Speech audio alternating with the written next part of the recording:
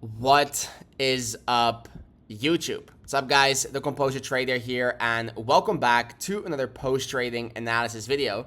Again, we are showcasing you every single trade that we are taking live inside of the TCT trading community to truly showcase the results that you can compound over time when you execute a proven strategy and a proven system consistently.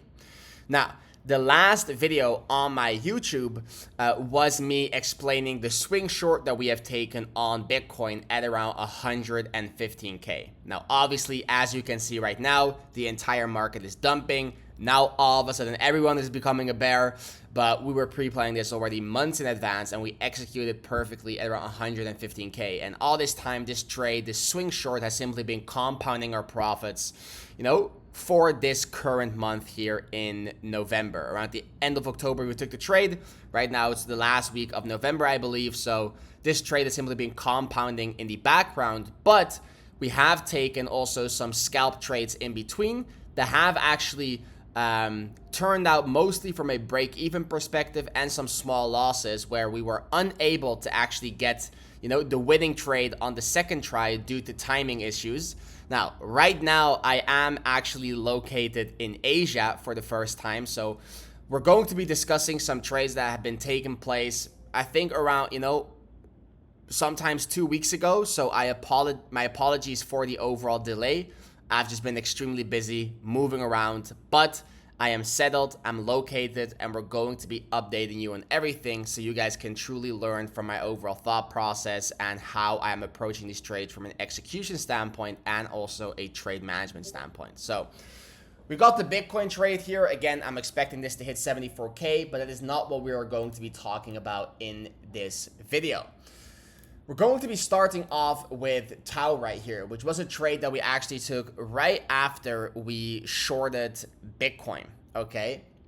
I think it was right after we shorted Bitcoin in the end of October. Yeah, so let's start off with building context, right? We always build context because we want to trade models preferably in favor of the overall environment that we are in favor of the context. But looking at TAO right here, basically what we have is a high time frame ranging formation.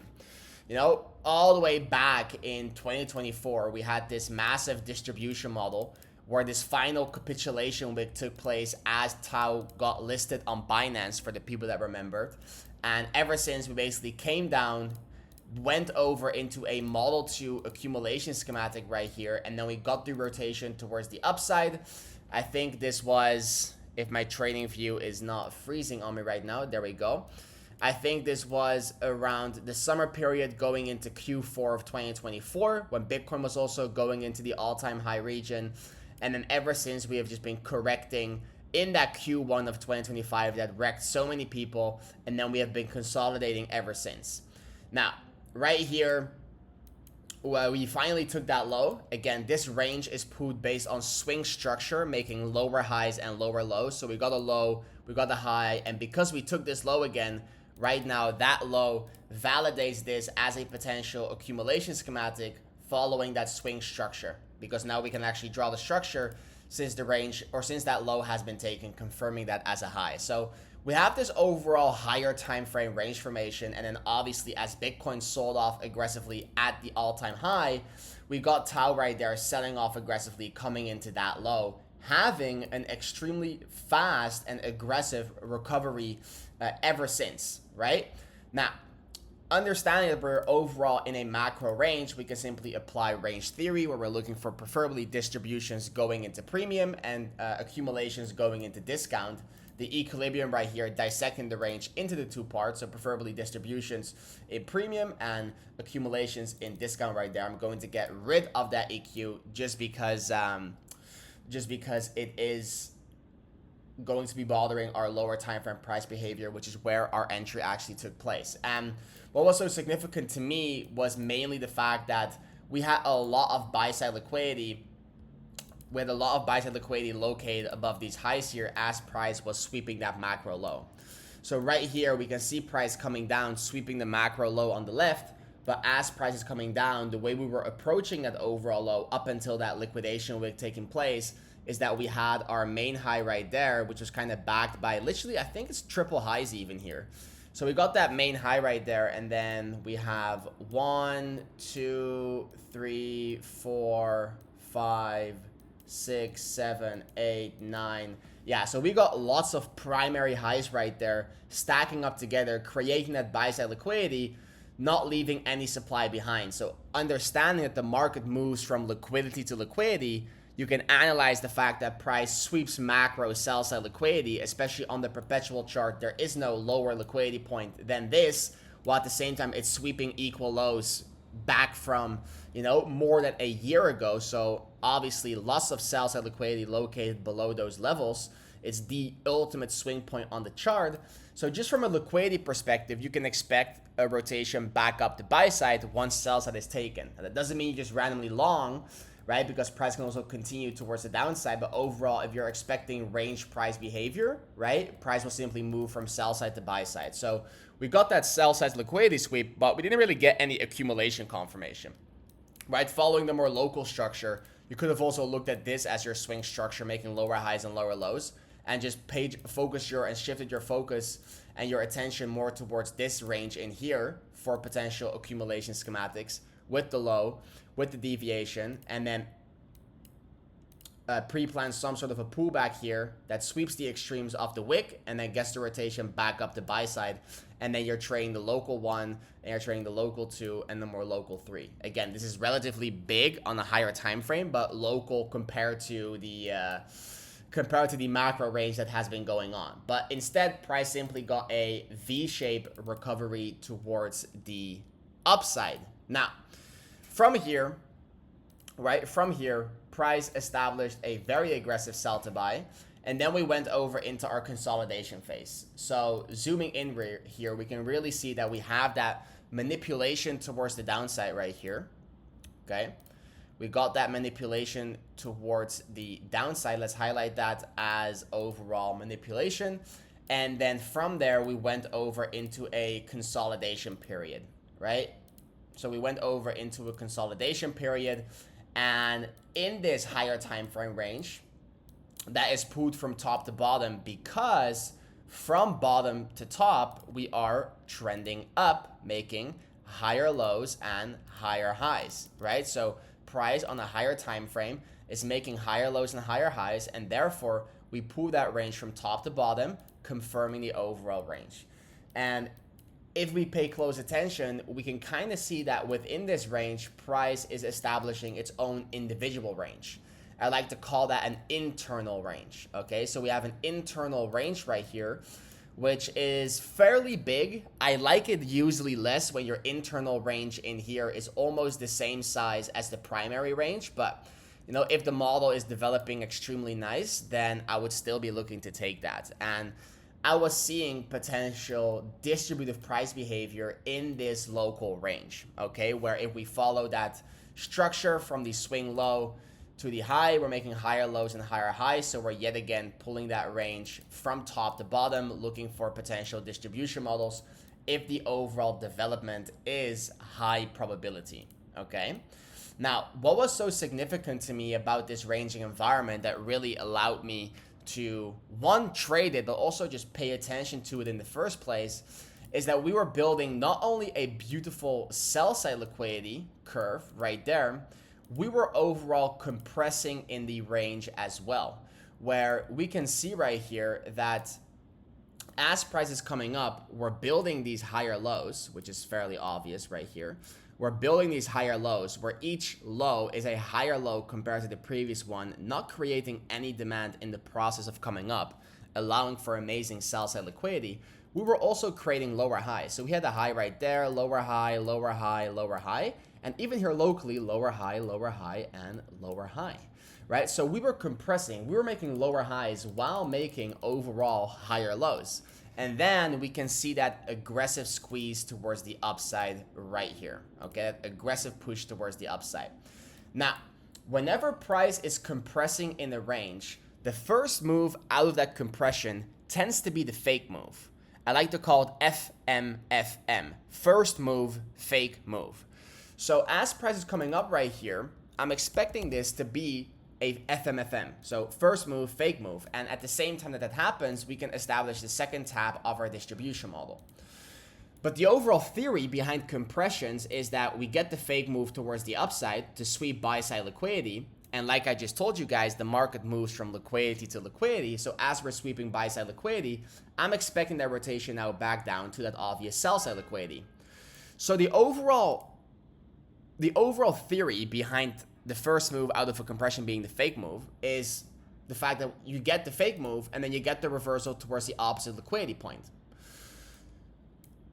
And it's even nicer when it's aligning with the proper distribution model, right? Because now if we have a third tap creation, you don't just only have, let's say right here, we can already see the third tap, but you don't only have the third tap model 2 distribution order flow objective of getting a rotation back down to the range low, which is going to be the technical target of this distribution model.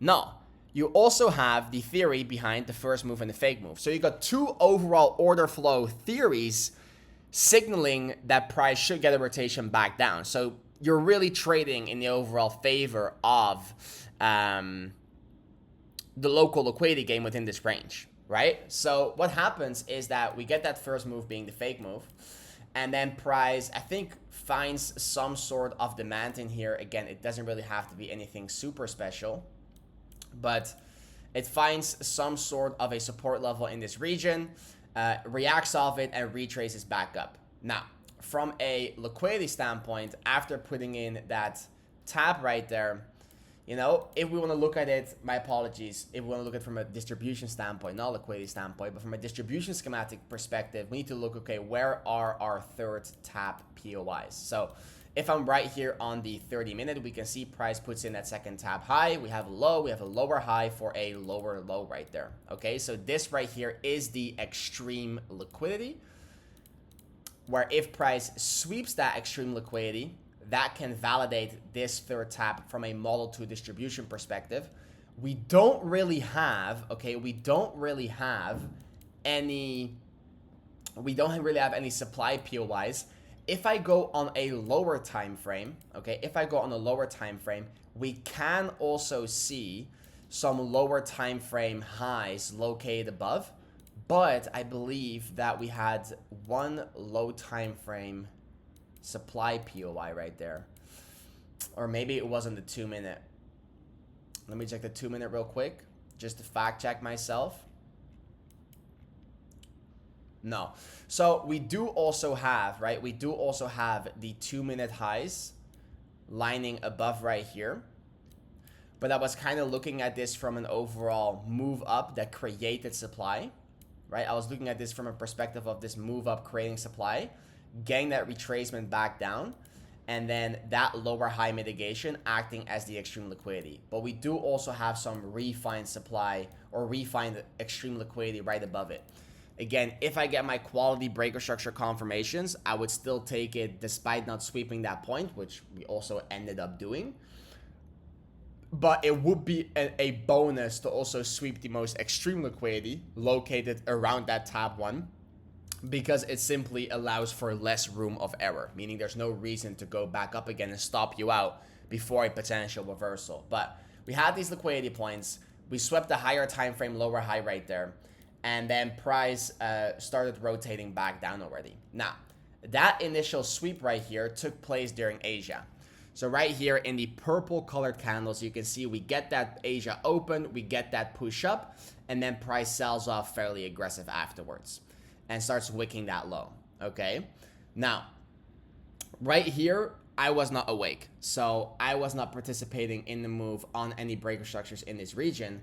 However, when I woke up and I had my pre-London stream in the VIP Discord, we were looking at a potential re-entry if price were to sweep that extreme liquidity again. Like, this was all very rangy price behavior, okay? So it was sketchy to look at any market structure entry opportunities lower up on sweeping, you know, some or breaking some structure at a random point in this ranging environment, because in this ranging environment, price can simply go up, down, and the breaker structure can just be a range rotation, right? So there wasn't really an obvious re-entry, and obviously because we had that refined liquidity above, I also saw the opportunity for price to maybe sweep that high once more before actually breaking structure.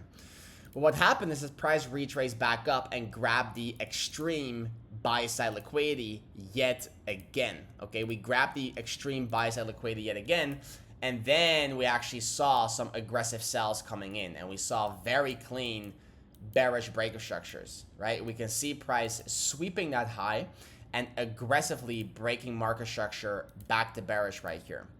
Now again, we are anticipating, okay, let's make that correct. We were anticipating on overall a distributive environment. We were anticipating on a distribution to take place where we're getting a rotation back down to that range low, and the first move out of compression acting as the fake move before getting the reversal towards the opposite liquidity point.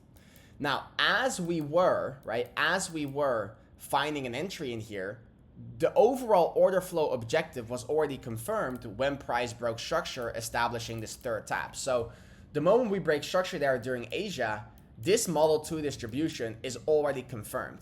So we're expecting price to rotate back down prior to taking that third tap high. There was just a slight room of error that we need to be cautious of. But when you sweep the extreme buy side liquidity again while being in the confirmed distribution, that is the ultimate opportunity for market makers to participate in the move and then start selling off aggressively. That's also exactly where we shorted. After sweeping that extreme buy side liquidity yet again, and we got that bearish breaker structure, that's when we started to look for shorts on that breaker structure, keeping the stop loss above that refined buy side liquidity sweep because it's an extreme liquidity sweep, making it part of the overall Wyckoff model. And we were targeting all the way back down here for around a 15 to 16 RR play, okay? 15 to 16 RR play. Now, as we can see, we were up a lot of money. We were up a lot of money right there. And this was supposed to be easy to sweep sell side liquidity. Price was coming down, but it ended up reversing back towards the upside.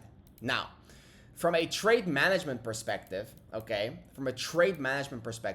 we can see right here that if we analyze our overall area where we entered, as price broke structure, you created structure supply. So right there, price creates structure supply on that breaker structure. Price then gets a lower high for a lower low, creating yet again another structure supply POI. Price pulls back into that structure supply POI, respecting the supply chain, and then sells off aggressively. Meaning that as our entry is here, there is now no supply above these points because every single high grabbed the previous supply POI. Meaning this is an extreme supply mitigation because it's the last supply protecting price from coming to this high. So if price comes back to this point, we're taking all of these highs. Meaning if price goes above this point, the trade is going to get invalidated. So we can trill now our stop loss towards this high right here. But the beauty of that is that this is below our entry. So as price was coming down aggressively, we were operating risk-free because we trill our stop loss towards that extreme supply mitigation high. Now, from there, price got that rotation back down. And you may wonder, Lars, where did it end up bouncing from? It actually bounced from the overall point of control of that range. So the volume profile of that range right here had the POC highlighting the highest volume node in this range, meaning you can expect the reaction at POCs overall because price likes to spend time there and get reactions. So there are definitely algorithms reacting of that level, trading, buying, and selling. Now, I would never take a full profit right there based on just the fact that there is a POC. I'm just explaining it in hindsight that we ended up reacting off that POC, but in the moment, I was not expecting this to have such an aggressive reaction towards the upside due to the fact that we had just a high probability distribution model. So yeah, we can get some sort of a, a local bounce, but I was expecting overall a local bounce before a continuation. Now, I think this bounce yet again took place in the after hours and Asia, and then we were reversed back up going into London of the next day. Now, one thing I can tell you guys to monitor and watch out for yourself is the fact that we had lots of volume on a lower time frame coming in right there from a selling perspective. So we had a volume coming in right there at that POC. Price was coming down, creating a lot of buy side liquidity. Again, if you see lots of shorts tapping in at the bottom of a pivot, those are not market makers pushing price lower, okay? Those are literally bottom shorters, so you can expect some sort of a reversal, stopping out those bottom shorts, right? Trapping them, liquidating them, causing the reversal towards the upside. But overall, I simply got stopped at break even here. Also did not take any profits. We were up quite a bit, around like close to 10%. Yeah, around 10%-ish. Didn't get to the technical target, unfortunately, and then moved up higher. Now, from a macro and a high time frame context perspective, you guys can explain this, right? You guys can definitely explain this because we had that overall sell to buy, right? This very aggressive sell reversing into a buy. But the high of that buy side liquidity after sweeping all the sell side liquidity was right here. And as we were developing the range in here, price was yet to sweep that overall high. So instead of completing the distribution model in this internal range, price simply moved up higher, sweeping all that buy side liquidity. So you can explain as to why this trade might fail, but it doesn't hold me back from not taking the trade because we can easily get a local sell side liquidity sweep before reversing back up, completing the overall distribution model.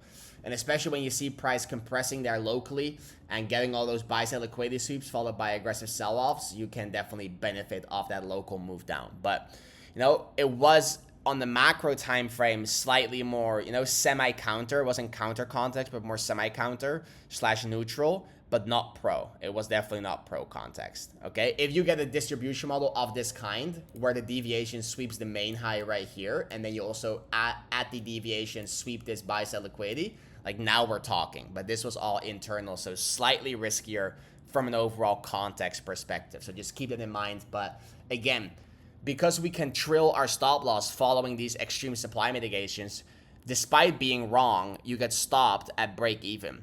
So also the mindset shift that I want you guys to apply is the fact that when you put your money in the trade, that risk that you put on, that money is already gone. So that when you go break even, you're actually making money mentally. It's like, okay, I'm putting up a 1K risk on the trade. Now I can de-risk the position. So I gained back the 1K that I risked.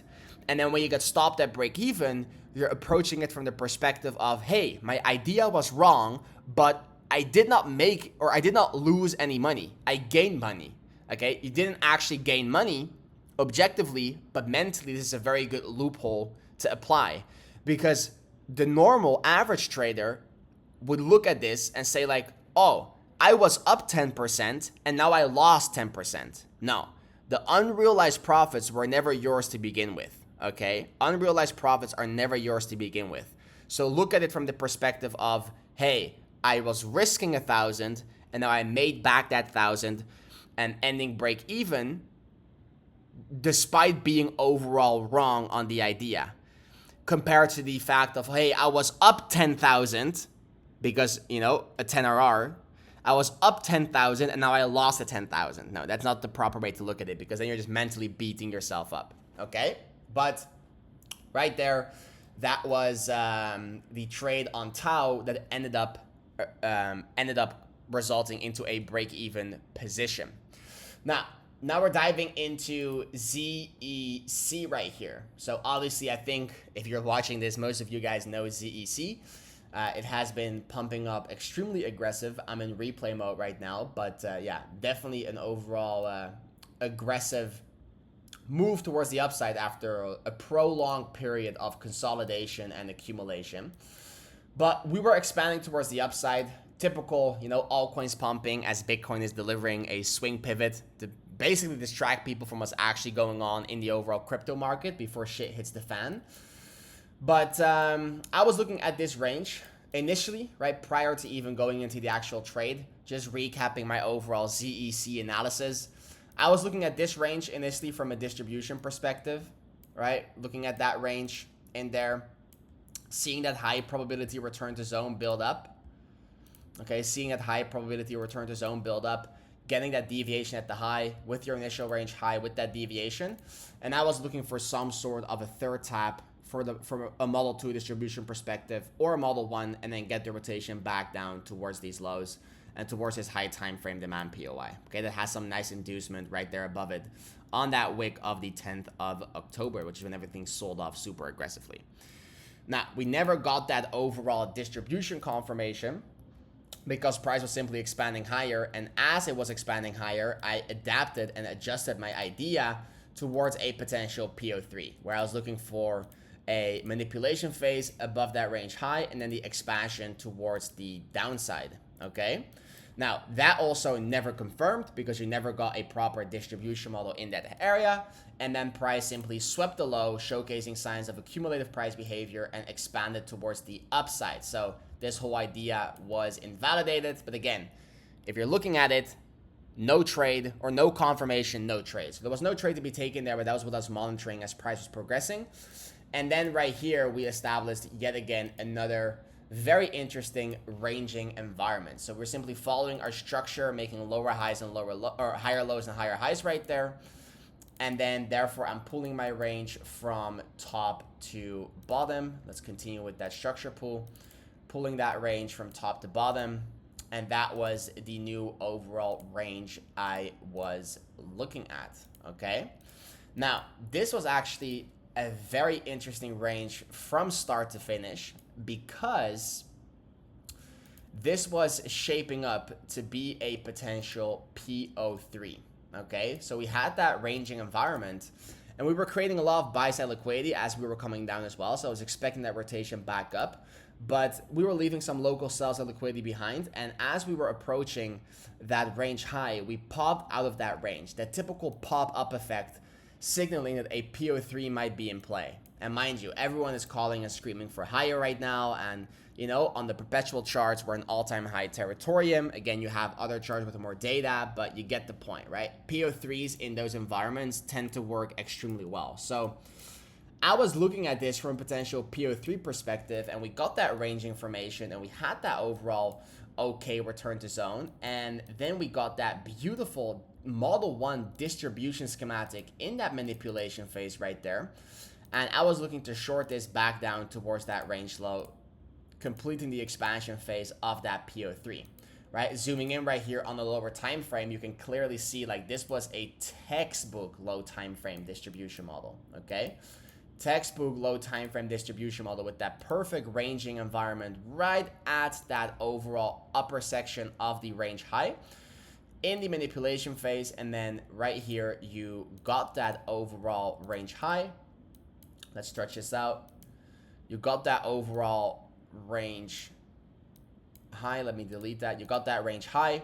You got that deviation 1, signaling your tab 2 of your distribution model. And then right here, you got that second deviation for a Model 1 distribution. And then price on the lower time frame broke that structure right here. Price on the lower time frame broke that structure back to bearish, and then created supply in the process that price came back for, tapping into it once more, and then reversing back towards the downside, delivering the test of the overall TCT Model 1 distribution. Super nice overall distribution model right there, where if you want to play this, you can short that breaker structure and that test retracement, and then target all the way towards the range low, which is the target of the bearish expansion. Now, I was posting about this in the Discord in my channels, but I missed my own trade. I was not actively monitoring price action in this period. I was in the gym on the phone, and this is happening very fast right here. So, you know, this area right here is, it's literally an area of around 30 minutes. So I wasn't actively monitoring ZEC as I was not located behind my laptop. And then that confirmed, and we already got a super aggressive sell-off. And it's just a picture perfect example of an overall PO3 where the entry on a PO3 is found and taken in the manipulation phase, okay? The entry is found and taken in the manipulation phase, and we take that into the overall expansion phase of the PO3, and then getting an aggressive move back inside confirms the PO3. Right now, at the moment of entry, we are simply trading the overall distribution model, with the technical target being the range low. But if we aggressively break down from that range low, that is when we confirm the expansion phase of the PO3, and then we have an order flow objective of coming back down to the technical target, which is the range low. But then also when we trade the distribution model and price does something like this, the moment we take that low, we can operate risk-free. We can most likely throw our stop loss or take a partial TP to de-risk, but then we're already in a risk-free position as we are extending our targets due to the PO3 possibility. But most of the people and the smart money concept traders, they trade a PO3 on the break in the expansion phase, but that's making you very vulnerable to the overall trade itself, because if it doesn't turn into a PO3, you're simply losing. Whereas oftentimes in PO3s, you have an actual distribution or accumulation schematic in that manipulation phase where you can already find the entry. So right here, this is like a textbook displacement back inside. Like getting such an aggressive displacement back inside is the best confirmation that you can get for the PO3 and the rotation back down to the low. Now, in the process of coming down, we created this supply. Again, this is acting now as extreme supply.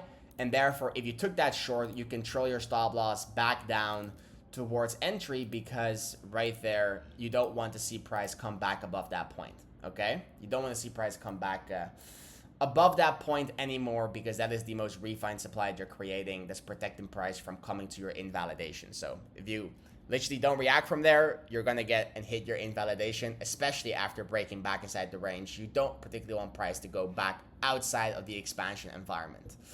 Now, as you can see, price literally front ran the technical target and moved back up.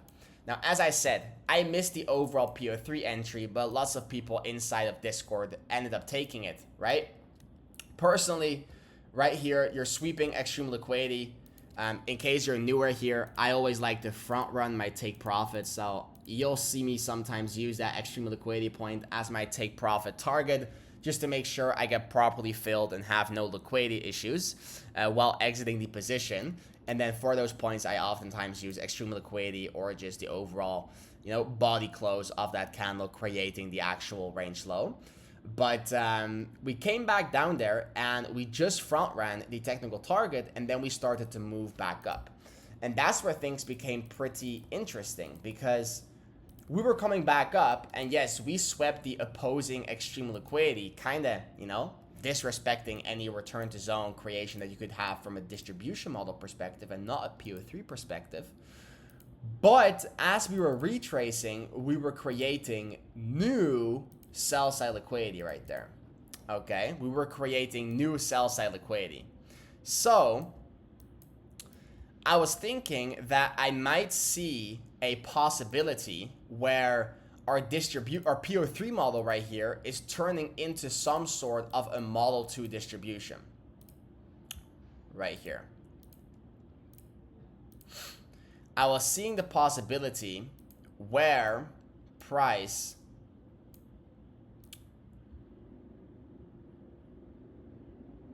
let me get that exact low. Yeah. I was seeing the possibility where price might go into a model 2 distribution after already confirming a PO3.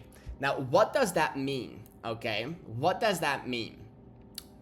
It means that you're basically trading a model 2 distribution while already having an order flow objective right here with the 1, 2, and the 3, while already having an order flow objective of coming to the range low due to the bearish PO3 that has already been confirmed.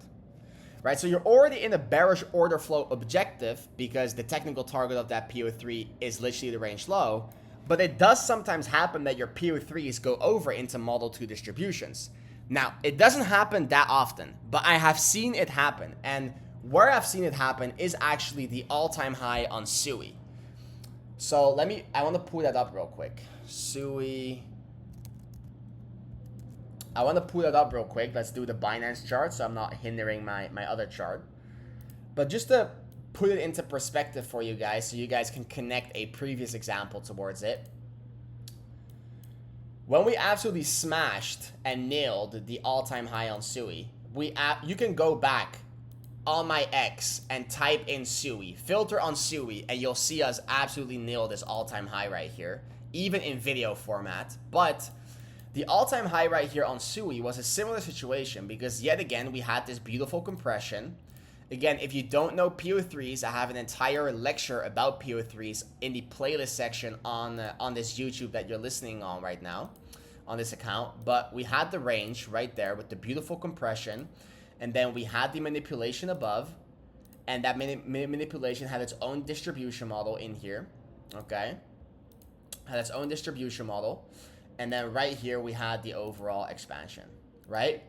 Now, you can see here that in that distribution model that had that, or in the manipulation phase with that distribution model, we created on the lower time frame, not going to dive into the technicals behind it, but on the lower time frame, we had supply creation right there, acting as extreme supply for the third tap from a Model 2 distribution perspective. You don't want this to become a Model 1, preferably because it has such clear market maker involvement on that high time frame second tap due to the fact that it's a PO3. So we had the range, we had the expansion, right? Compression, first move, fake move, going over into a PO3. We came back in the expansion phase, but we bounced off this demand POI right there. And then price pulled back into extreme supply. So technically, we have a 1. This is a 2 on the higher time frame. This is a 3, right? If I zoom out to, let's say, the 12-hour, if TradingView is not, again, freezing on me, there we go. We could simply have a Model 2 distribution schematic, right? If I extend that return to zone drawing, voila, there we have our Model 2 distribution. So we kind of have a bearish PO3 flowing over into a Model 2 distribution schematic. Again, price later on comes back for the extreme liquidity, and we start selling off aggressively, right? Now, I was simply analyzing something similar on ZEC right here. So I was going back to the chart. I was expecting and analyzing something similar, where if we exit replay mode, which is going to bring us way higher, I think. I was simply, yeah, there we go. I was simply analyzing right here a similar situation where price has that bearish PO3 and potentially goes over into a Model 2. And because we were pulling up with all that sell side liquidity creation, that is that new return to zone that we're looking for to establish a high probability setup. Unfortunately, we never got the breaker structure, a quality breaker structure. So price right here, if I clean up the charts to make it a bit more tidy, price action right here was coming into the most refined supply that got left behind, okay? Refined supply that got left behind right there, and then was making higher lows and higher highs, never breaking any proper structure back to bearish. We can go to the 10-minute right there. You can see right here on the 10-minute, boom, high, higher low, higher high, higher low, higher high. You wick that low and you move back up towards the high, right? This is the 10-minute structure. Right there, boom. Higher lows and higher highs. So we never broke any convincing market structure back to bearish, and then we already started taking the highs. And like I previously said, you know, you're not really expecting an overall Model 1 because the second tap already has so much market maker involvement. And you're not expecting those market makers to go into a partial loss unrealized before reversing price back to their favor when you have such obvious supply creations. And now the bearish PO3 also actually got invalidated because the bearish PO3 said, hey, we're going to take the low prior to taking the high. So you don't have that order flow objective backing you up anymore. And again, for the people that took it, again, they are operating risk-free. So despite their idea being wrong, they're not losing any money. Guys, when you are wrong, but you're not losing money, it's extremely easy to make money in trading, because then when you're right, you make a lot of money, and when you're wrong, you're either not losing money or you're losing very little.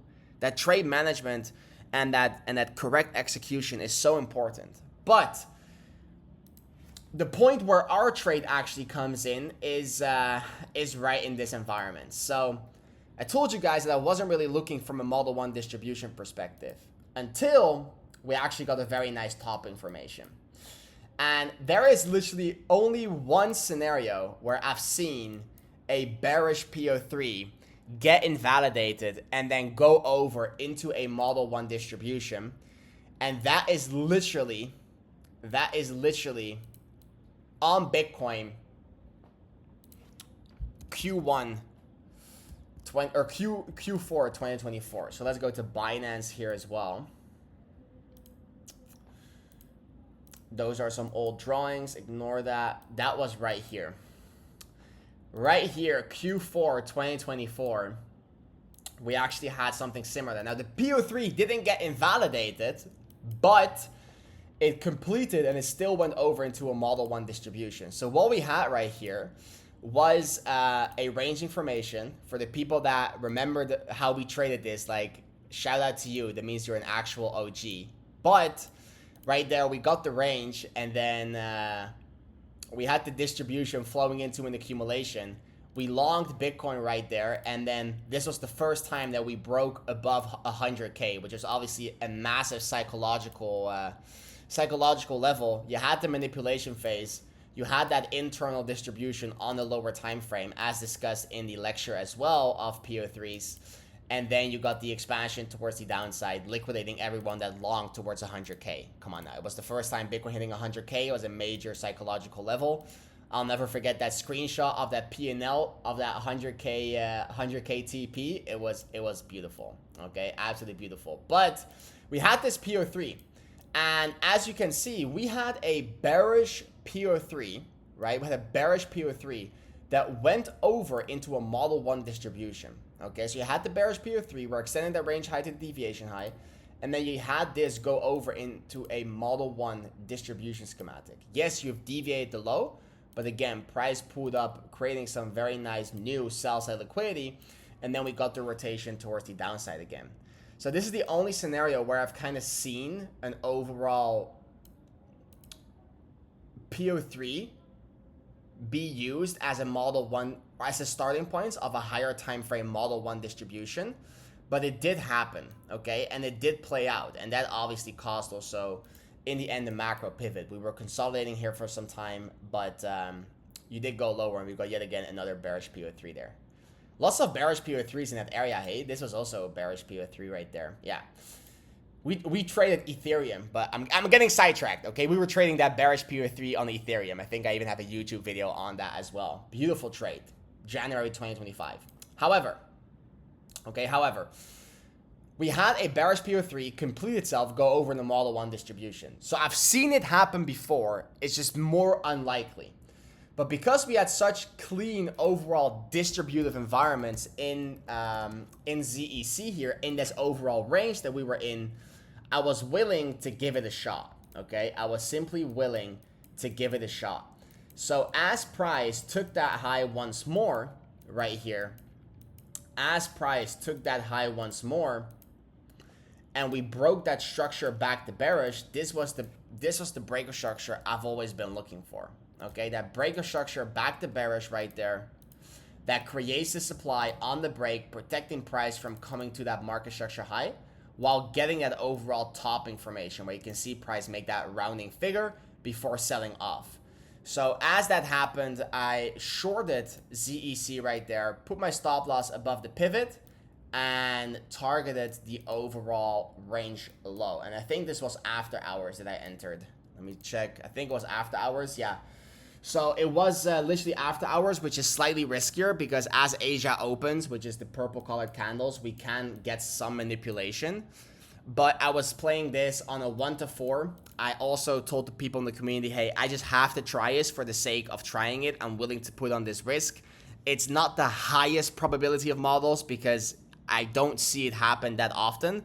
But it just comes down to the fact that I am willing to put on some risk on this setup.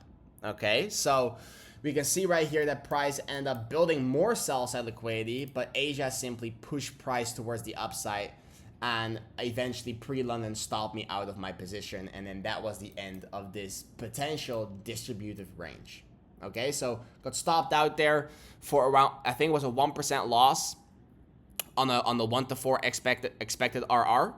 And I understood the risk right there. Also, the PO3 getting invalidated. Again, if you entered on the PO3, you were just simply operating risk-free. I right there took around a 1% loss on the prediction of a rotation back down, understanding that, hey, this is an overall riskier setup. I was just willing to give it a shot, okay? And that's just super important. I was willing to give it a shot. Now, right now, looking at ZEC before we dive into the next aspect, we were just going higher, having that overall ranging environment. Yeah, nothing super major, just a range right there. But I was looking for yet again another compression, but this will probably need some time. Okay, now we're gonna dive into MNT. MNT, guys, one of the highest probability setups in the game. If you're trading, if you're actively trading TCT systems and you're still listening to me after being 45 minutes deep into the video, first, congratulations to you. You don't have the attention span of the average brain dead person in the world right now, at this current timing with technology. But you're about to find out the highest probability, the highest probability of contextual environments that you can trade your TCT model in. Because MNT right here was absolutely chef's kisses, okay? Absolutely chef's kisses. So let's start diving into it. Building higher time frame context here on MNT. Right now, I'm not in replay mode, but man, look at that. I longed the bottom right there and cashed out at 1.1. No, 0.9. I cashed out at 0.9 right here, not knowing it would end up going to almost like $3, which is absolute insanity. But yeah, we had an accumulation at the bottom in this overall consolidation phase, and we aggressively got the expansion towards the upside, right? Now, from there, as Bitcoin was distributing and we were shorting Bitcoin, right, this came down aggressively and sold off with it around the 10th of October, starting that liquidation event. We got the immediate buyback, which is the relief rally, and then price simply retraced lower, creating a high time frame range and simply just rebalancing things. It's really all about rebalancing price action after getting just an overreaction towards the downside, then an overreaction towards the upside, and then finding that equilibrium and just consolidating. And that is exactly what we were doing right here.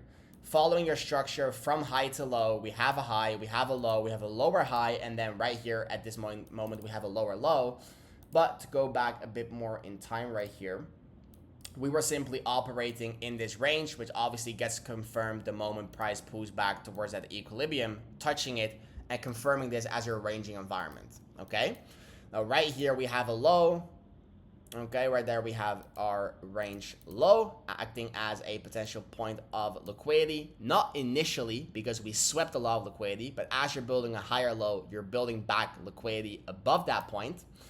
And then right here, we have the overall move up. And guys, this is where it gets extremely interesting, okay? So the overall environment that we were in is the fact that we were ranging. Bitcoin was still bearish, okay? Bitcoin was very bearish. Keep that in the back of your mind. Bitcoin was extremely bearish. We are actively short on Bitcoin as this is going on. We were simply looking for more short opportunities on altcoins to just be max positioned towards the downside because it was so obvious that price was going to go down, which, you know, it has been doing, and it has been treating us very fucking good. But this was the contextual environment on Bitcoin. Like, we were pulling back up right there, and I was looking for shorts to take lower. So I'm simply trading MNT alongside the bearish bias on Bitcoin. And we can see here that price came down relatively aggressive into extreme discount, creating structure supply above right there, okay?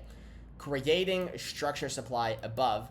And looking at this low, okay? Looking at this low didn't do anything significant, okay?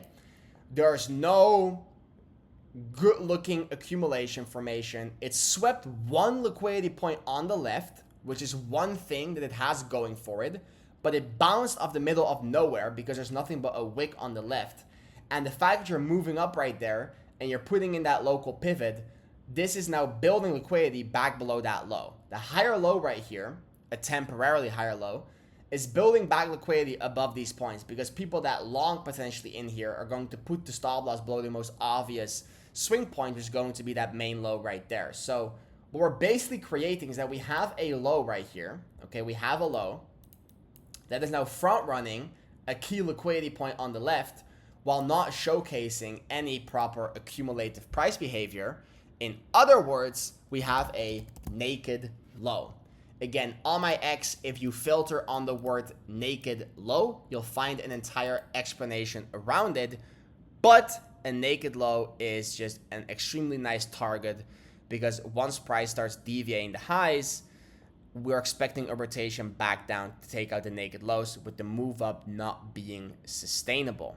Okay, so we're putting in a bad low. We're expecting price to rotate back down towards that bad low. So once we're taking swing points at the high and we're grabbing that buy side liquidity, we're expecting that rotation back down to sell side, especially if we're creating a lot of sell side liquidity on the way of coming up. So we're putting in that naked low right there. And then we're starting off with this ranging environment. Okay, we're starting off with this overall ranging environment, which is showcasing distributive price behavior, right? We can see the local higher lows and higher highs. We get the overall range formation. We get the distribution. And then right here, we have a potential model 1. Now, this right here is obviously too aggressive price behavior in between the taps. It looks more like structure than an actual high probability short opportunity. So the fact that price came up aggressively there, not allowing for any quality breaker structure opportunities, that was a no-go for me. Okay, there was no entry for me in this area on that model 1, because price simply moved up too aggressively into that third tap. And preferably, we also start sweeping this liquidity right here and mitigate that overall supply above. Because if we end up doing that, that's when we can actually, grab all buy side, mitigate supply, and then rotate back down to sell side. So this wasn't a high probability distribution because the move up was too fast, and then we took that high once more. So once we took that high once more, I was simply looking at this as exhaustion of price deviating the high prior to going into our distributive environment. And then we got the new range formation right here. Boom. This is just, this was so textbook, guys. This was so textbook. So we had the exhaustion, right? We had that failed model 1 distribution, which I wouldn't have traded because the move up into the third tap is too aggressive. We had that, okay? We had that. And then we're using that third tap point as the starting point of our new range, where we're yet again looking for overall distribution models, right? And right here, we can see our initial range high. We can see that second tap right there. And then we're using this as our... we're using this as our second tap, and this right here as our higher time frame lower high from an extreme liquidity perspective. Okay, extreme liquidity perspective. So right here we have our range high, we have our second tap, we have that higher time frame lower high that got created during Asia. And then I believe there was some lower time frame liquidity, or not liquidity, but a supply POI around that second tap, acting as the overall extreme supply of that region. But it wasn't super high quality, no. So you had a lower time frame block right there on the 3 minute. Again, this is so far above that tab 1 that I'm not really looking at it from a requirement if we're already deviating tab 1 right there. Okay, but this is basically your structure supply.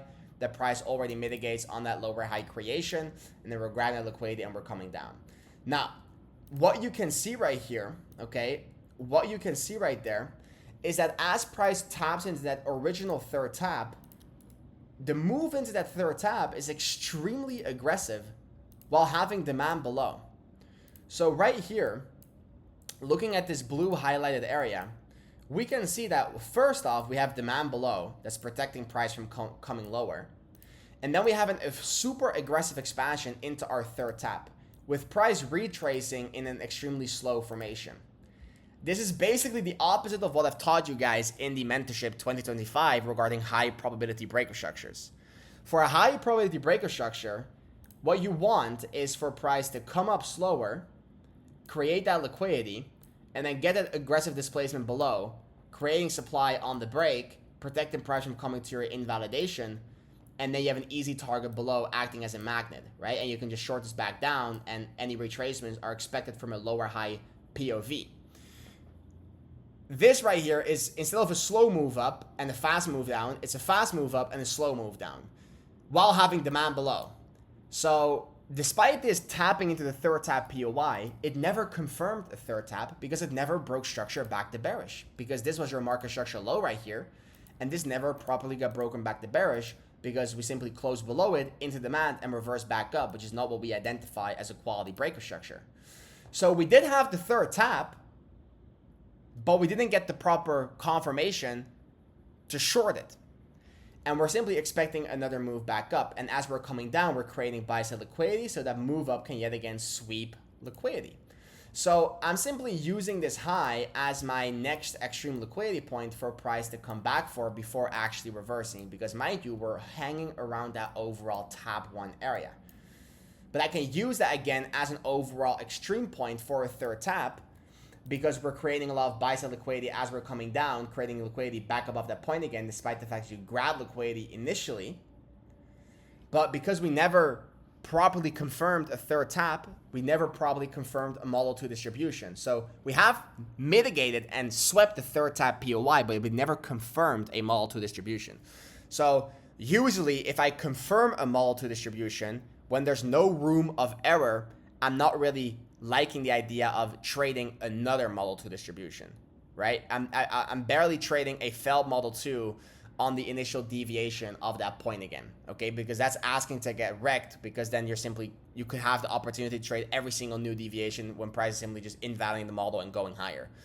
But when the model never got properly confirmed and we sweep that point again, which initially swept the third tap POI, we can actually trade it again, okay? We can trade it again.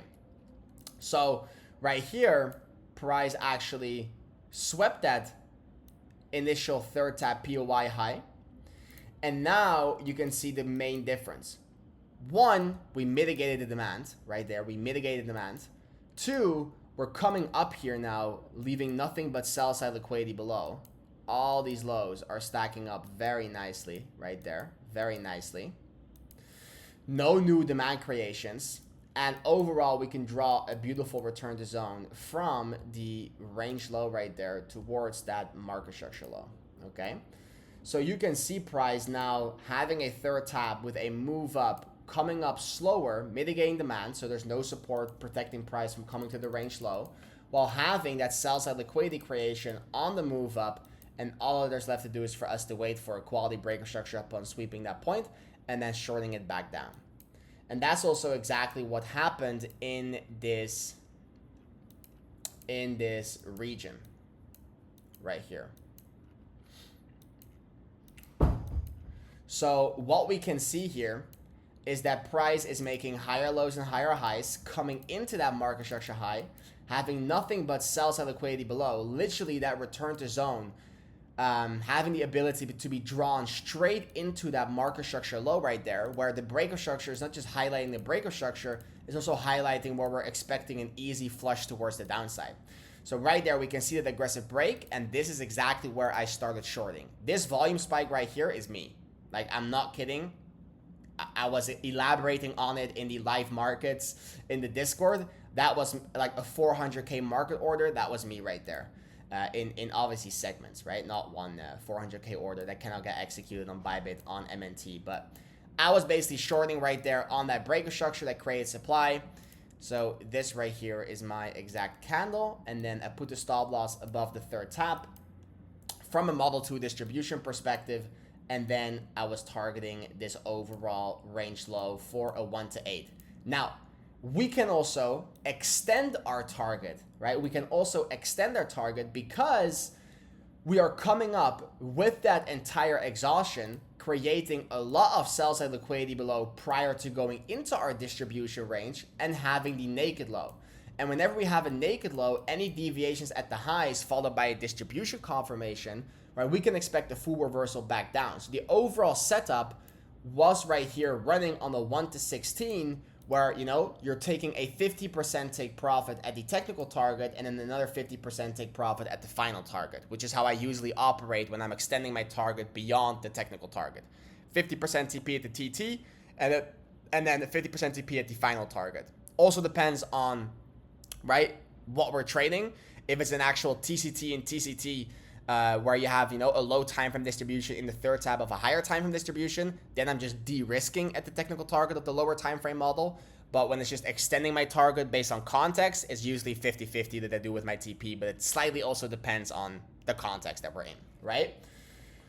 Now, I was shorting this, and I was shorting this with so much confidence, like so much confidence, because it's such a high probability model. Having that pre-distribution acting as exhaustion prior to going into your TCT distributive environment, having the naked low with all that sell side liquidity getting built up, having Bitcoin bearish, it's like, it is the ultimate setup from a contextual perspective for your distribution to play out.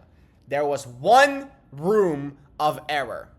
There was one room of error, and that is that we had supply above and we entered before Asia. And like I have said in this video, Asia open, especially on a weekly open, can deliver manipulation. So I literally said in Discord, I was shorting this before going to bed because I cannot trade Asia due to timing issues in Europe.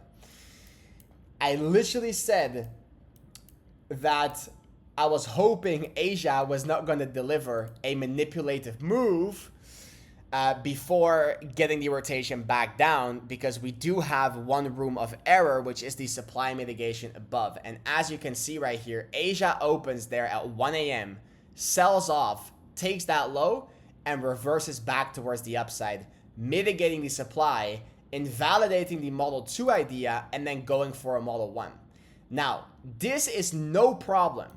I would take this loss any day of the week. I would take the trade any day of the week, and then I would take the loss any day of the week, and then I would simply take the L as a re-entry also any day of the week, where I'm viewing the move up on Asia purely from an overall manipulative perspective right here.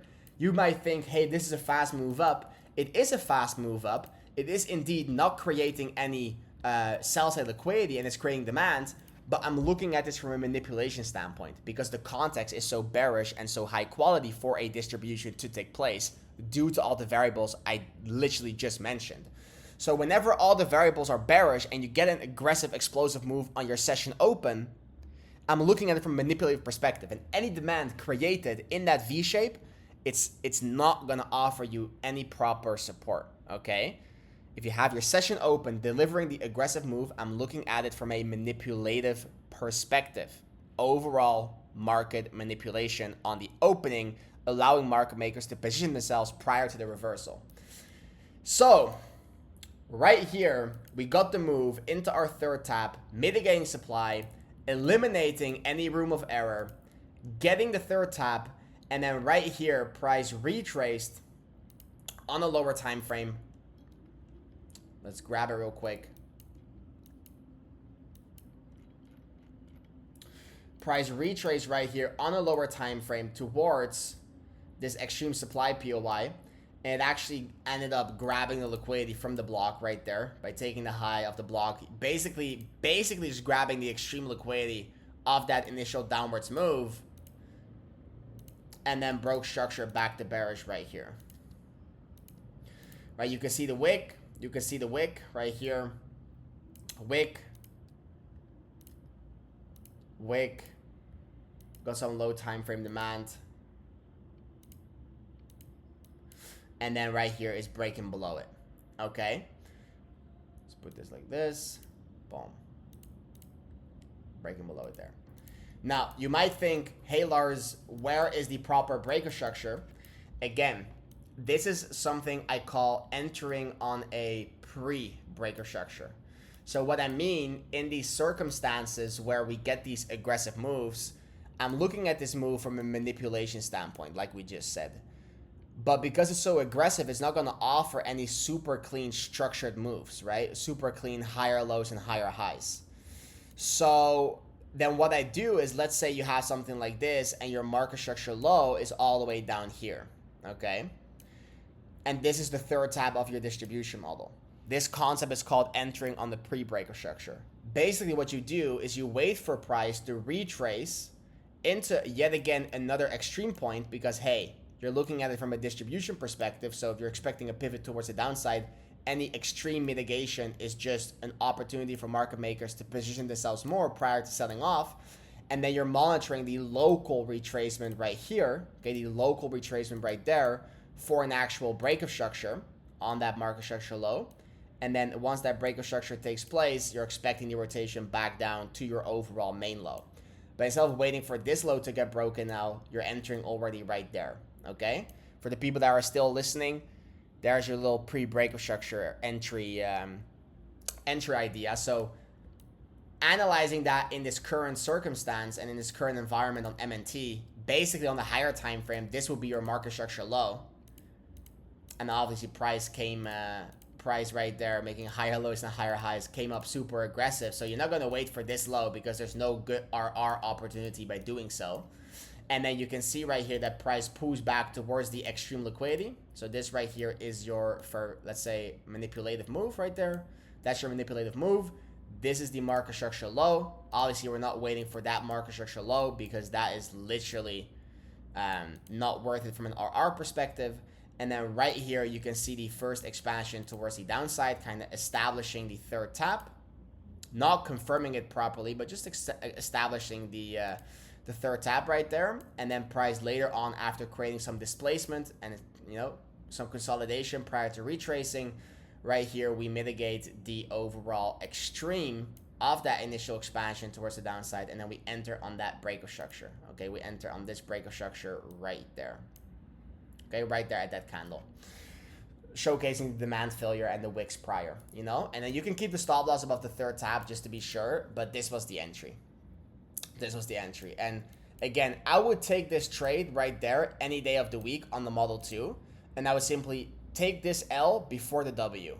And then this W yet again is an amazing trade, guys. This is such a clean high RR position right there, operating on literally a 1 to 11, hitting the take profit to perfection. The problem was I was not awake. Super unfortunate. Happened during Asia as I was asleep. Super unfortunate, but nothing that we can do about it. And price has been dumping ever since. Like, you can also target this low. There's nothing here to hold price up. It was just a second swing opportunity with the short that we were in right here. So, you know, it was tough. It was tough because later that week I also missed 2 other short opportunities because they both happened during Asia. And now I'm in Asia and there has been no setup in Asia yet. I was like, let me solve the issue by going and moving to Asia, right? But last week we have just been expanding towards the downside. So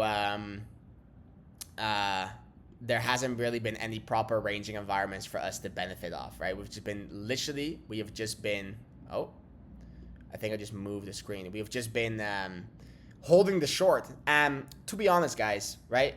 Sometimes holding a position is going to net you just as much as trying to trade the moves in between. Right? I like to do both, having that swing position and then scalping the moves in between. But literally, there are certain situations where you can extend your target way beyond the technical target. And Bitcoin was one of them, right? Bitcoin right here, the technical target of that distribution was that low right there at 103. And because of the overall high time frame context, we could simply extend that target all the way back down to 74K, which hasn't been hit yet, but it will. And this will deliver me close to 15%, right? The RR is 30, but I've taken partial profits along the way. So this is going to net me close to 15%. That's one trade netting me more than my monthly profit targets. One trade, one click. And then you basically have to do nothing for the remainder of the month. So we have had this swing short, which is operating amazingly, which is compounding the account beautifully. And then on the lower time frames, on these certain scalp models, we got stopped at break even on TAO, which we discussed in the beginning. I got a loss on ZEC, and then I took an L on MNT before being able to get the W, which ended up being an amazing fucking trade operating on the 1 to 14 because that was the low, that was the target as we, or 1 to 10, 1 to 11, as we were preparing the setup in a live market environment. So there were plenty of people who managed to get the re-entry in the Discord. Again, I am elaborating on all these ideas live inside of the Discord, live execution, everything in the most transparent way that can be possible. Live streams, live updates, everything. So obviously I have a lot of American friends and Asia traders as well that simply know how to execute this when I pre-plan it without even needing my my live confirmations as well. But if you've made it so far in the video and you've listened to this entire thing and you are not inside of the TCT trading community, watching me trade live is the best teacher that you can have. The tiny details of things I just simply cannot put in just 2 mentorships. I'm telling you, you will accelerate your progress and your learning journey so fast. So I appreciate you for listening all the way, and I'll see you guys all in the next one. We got 2 more trades to discuss, but I will divide those into one different video because this one is getting a bit too extended at the moment. Okay, but I appreciate you guys as always, and I'll see you all in the next one. Peace out.